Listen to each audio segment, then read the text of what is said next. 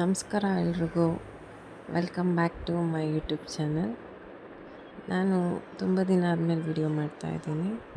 So ಇವತ್ತು ಹುರುಳಿಕಾಳು ಬಸ್ಸಾರು ಯಾವ ಥರ ಮಾಡೋದು ಸಿಂಪಲ್ಲಾಗಿ ಅಂತ ತೋರಿಸ್ಕೊಡ್ತಾಯಿದ್ದೀನಿ ನಾನು ಮಾಡೋ ರೀತಿ. ಮೊದಲಿಗೆ ಕುಕ್ಕರಲ್ಲಿ ನಾನು 3 ಗ್ಲಾಸ್ ನೀರು ಹಾಕಿಟ್ಕೊಂಡಿದ್ದೀನಿ. 1 ಗ್ಲಾಸ್ ಹುರುಳಿಕಾಳಿಗೆ 3 ಗ್ಲಾಸ್ ಅಷ್ಟು ನೀರು ಹಾಕಿ ಕುದಿಯೋಕ್ಕಿಟ್ಟು ಅದಕ್ಕೆ ಕ್ಲೀನ್ ಮಾಡಿರೋಂಥ ಹುರುಳಿಕಾಳನ್ನ ತೊಳೆದು ನೀರಲ್ಲಿ ಹಾಕಿ ಬೇಯಕ್ಕಿಟ್ಟೆ. ಅದಕ್ಕೆ ಸ್ವಲ್ಪ ಉಪ್ಪು ಹಾಕಿದ್ದೀನಿ ಅದು ಬೇಯಲಿ ಅಂತ. ಆಮೇಲೆ ಇದನ್ನೊಂದು 3 ವಿಷಿಲ್ ಕೂಗಿಸ್ಕೋಬೇಕಾಗತ್ತೆ. ಕೂಗಿದ ನಂತರ ಇದನ್ನು ಒಂದು ಬಟ್ಲಿಟ್ಕೊಂಡು ಇದರಲ್ಲಿ ಕಾಳು ಮತ್ತು ನೀರನ್ನ ಸಪ್ರೇಟ್ ಮಾಡ್ಕೋಬೇಕಾಗತ್ತೆ. ಇದು ಮಾಡಿದ ನಂತರ ನಾನು ಇದನ್ನು ತೆಗೆದು ಕಾಳನ್ನೆಲ್ಲ ಮತ್ತೆ ಸೈಡಲ್ಲಿಟ್ಟು ಈ ಬಸ್ತಿರೋ ಅಂಥ ನೀರಲ್ಲೇ ಸ್ವಲ್ಪ ನೀರನ್ನು ತೆಗ್ದು ಅದಕ್ಕೆ ಸ್ವಲ್ಪ ಹುಣಸೆಹಣ್ಣು, ಬಿಸಿ ಇರುತ್ತಲ್ವ ನೀರು ಬೇಗ ನೆನೆಯುತ್ತೆ ಅಂದ್ಬಿಟ್ಟು ಹುಣಸೆಹಣ್ಣು ಹಾಕಿರ್ತೀನಿ ಇದು ನೆನೀಲಿ ಅಂತ. ಈಗ ಒಂದು ಚಿಕ್ಕ ಬಾಣಲಿ ಇಟ್ಕೊಂಡು ಅದರಲ್ಲಿ ಸಾರಿಗೆ ಬೇಕಾದಂಥ ಈರುಳ್ಳಿ, ಬೆಳ್ಳುಳ್ಳಿ, ಕರಿಬೇವನ್ನ ಹುರ್ಕೋತೀನಿ. 1 ಈರುಳ್ಳಿ ತೊಗೊಂಡಿದ್ದೀನಿ, ಒಂದು 4 ಎಸಳು ಬೆಳ್ಳುಳ್ಳಿ, ಒಂದು 10ರಿಂದ 12 ಎಲೆ ಕರಿಬೇವು ತೊಗೊಂಡು ಇದನ್ನು ಹುರ್ಕೋತಾ ಇದ್ದೀನಿ. ಇದು ಹುರಿದಿದ್ದಾದ್ಮೇಲೆ ಇದು ತಣ್ಣಗಾಗಿ ಬಿಡಬೇಕು. ತಣ್ಣಗಾದ ನಂತರ ಇದಕ್ಕೆ ಒಂದು ಮಿಕ್ಸಿ ಜಾರ್ ತೊಗೊಂಡು ಅದರಲ್ಲಿ ಹಸಿ ಕಾಯಿ ತುರಿ ಹಾಕ್ಕೋತಾ ಇದ್ದೀನಿ. ಅದಕ್ಕೇ ಇದು ಹುರಿದಿರೋ ಅಂಥ ಈರುಳ್ಳಿ, ಬೆಳ್ಳುಳ್ಳಿ ಮತ್ತು ಕರಿಬೇವು, ಮತ್ತು ಇದಕ್ಕೆ 2 ಸ್ಪೂನು ಜೀರಿಗೆ ಮತ್ತು ನಮ್ಮನೇಲಿರೋಂಥ 2 ಸ್ಪೂನು ಖಾರದ ಪುಡಿ ಮತ್ತು 1 ಸ್ಪೂನಷ್ಟು ಅಚ್ಚ ಖಾರ ಪುಡಿ, 2 ಸ್ಪೂನ್ ಗಸಗಸೆ ಹಾಕಿ ಇದನ್ನು ಗ್ರೈಂಡ್ ಮಾಡ್ಕೋತಾ ಇದ್ದೀನಿ. ಇದು ಮಾಡಿದ ನಂತರ ಇದಕ್ಕೆ ಬೇಯಿಸಿರೋಂಥ 2 ಸೌಟಷ್ಟು ಕಾಳನ್ನು ಹಾಕ್ಕೋಬೇಕು.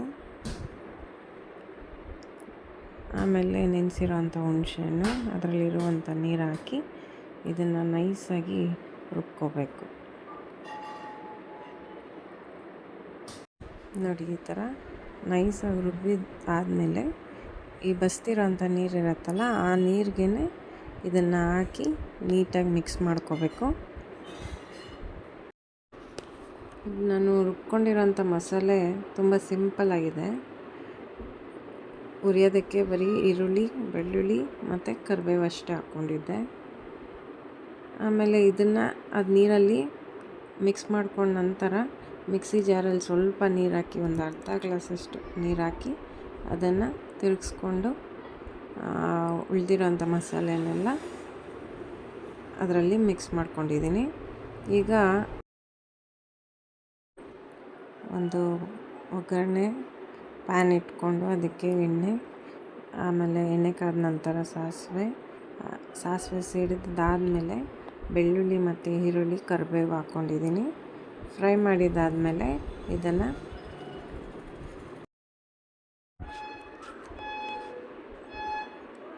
ಈ ಸಾಂಬಾರ್ದು ಏನಿದೆ ನಾವು ಆವಾಗಲೇ ಮಸಾಲೆ ಮತ್ತು ಬಸ್ತಿರೋ ಅಂಥ ನೀರನ್ನ ಮಿಕ್ಸ್ ಮಾಡಿ ಇಟ್ಕೊಂಡಿದ್ವಲ್ಲ ಅದರಲ್ಲಿ ಹಾಕಿ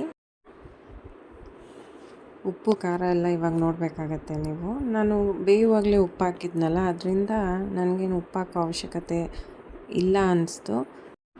ಈಗ ಚೆನ್ನಾಗಿ ಕಾಯಿಸ್ಬೇಕಾಗತ್ತೆ ಸಾಂಬಾರನ್ನ. ಇದು ಕಾಯಿಸಿದಷ್ಟು ರುಚಿಯಾಗಿರುತ್ತೆ ಬಸ್ಸಾರು. ಇದು ಕುದಿದಾಗಿದೆ. ಈಗ ನಾನು ಇದು ಸ್ಟವ್ ಆಫ್ ಮಾಡಿ ತೆಗೆದಿಟ್ಕೊತೀನಿ. ಮತ್ತು ಒಂದು ಪ್ಯಾನ್ ಇಟ್ಟು ಅದರಲ್ಲಿ 1-2 ಸ್ಪೂನ್ ಎಣ್ಣೆ ಹಾಕ್ಕೊಂಡಿದ್ದೀನಿ. ಅದಕ್ಕೆ 1 ಸ್ಪೂನಷ್ಟು ಸಾಸಿವೆ, ಕರಿಬೇವು ಮತ್ತು ಈರುಳ್ಳಿ ಹಾಕಿ ಫ್ರೈ ಮಾಡ್ಕೊತೀನಿ. ಇದು ಫ್ರೈ ಆದಮೇಲೆ ಇದಕ್ಕೆ ಒಂದೇ ಒಂದು ಒಣಗಿರೋಂಥ ಮೆಣಸಿನ್ಕಾಯಿನ ಕಟ್ ಮಾಡಿ ಹಾಕ್ಕೋತಾ ಇದ್ದೀನಿ, ತುಂಬ ಸ್ಪೈಸಿ ಬೇಡ ಅಂತ. ಇದಾದಮೇಲೆ ಸ್ವಲ್ಪ ಈ ಒಗ್ಗರಣೆ ಬೇಯೋಕ್ಕೆ ಅಂತ ಒಂದು ಅರ್ಧ ಸ್ಪೂನಷ್ಟು ಉಪ್ಪು ಹಾಕ್ಕೊಂಡಿದ್ದೀನಿ, ಪುಡಿ ಉಪ್ಪು. ಇದನ್ನು ಫ್ರೈ ಮಾಡ್ಕೋಬೇಕು.